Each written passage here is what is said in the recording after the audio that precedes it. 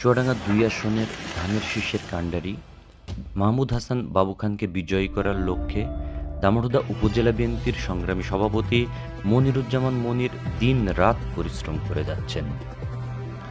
এরই ধারাবাহিকতায় আজ বৃহস্পতিবার সন্ধ্যায় দামোহদা সদর ইউনিয়নের ৬ নম্বর ওয়ার্ডে গণসংযোগ করেন দামোহদা উপজেলা বিএনপির সভাপতি মনিরুজ্জামান মনির। ৬ নম্বর ওয়ার্ড বিএনপির সভাপতি হযরত আলীর সভাপতিত্বে এই গণসংযোগে স্থানীয় যুবদল, ছাত্রদল, স্বেচ্ছাসেবক দলের বিভিন্ন পর্যায়ের নেতাকর্মীরা উপস্থিত ছিলেন।